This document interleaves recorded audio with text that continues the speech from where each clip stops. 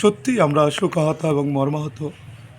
আজ আজ ভোর প্রায় 4:30-5টা নাগাদ আমাদের সহকর্মী সহযোদ্ধা অবৈধভাবে ছাঁটাইকৃত 10,323-এর স্নাতক শিক্ষক সুজিত দেববর্মা খুমলুং এলাকার নিবাসী চাকরি হারানোর মানসিক অবসাদ থেকে হৃদরোগে আক্রান্ত হয়ে পরবর্তী সময় খুমলুং হাসপাতালে তিনি প্রয়াত হয়েছেন।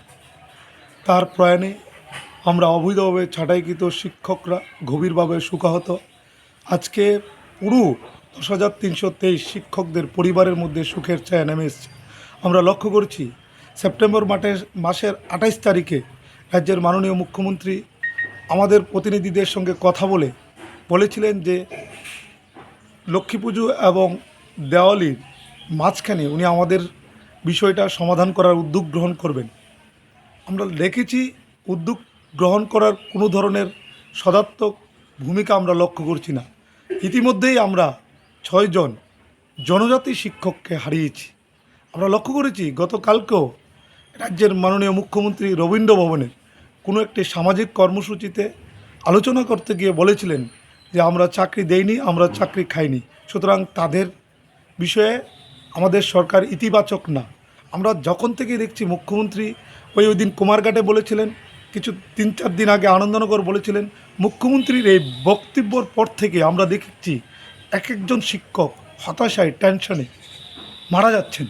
আমি রাজ্যের মুখ্যমন্ত্রীর কাছে আবেদন করব এই ধরনের অসত্য খবর প্লিজ সাংবাদিক বন্ধুদের সামনে রাখবেন না, বিভিন্ন জায়গায় গিয়ে রাখবেন না, কারণ আপনারা প্রতিশ্রুতি দিয়েছিলেন, ভীষণ ডকুমেন্টে রেখেছিলেন।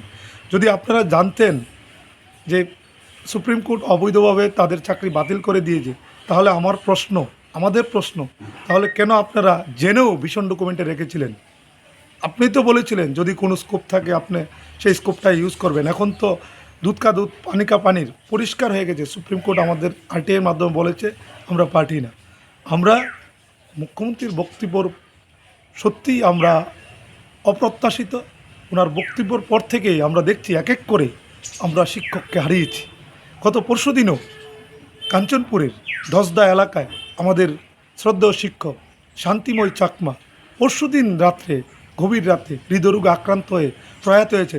এখন পর্যন্ত আমরা 145 জন সহযোদ্ধাকে হারিয়েছি।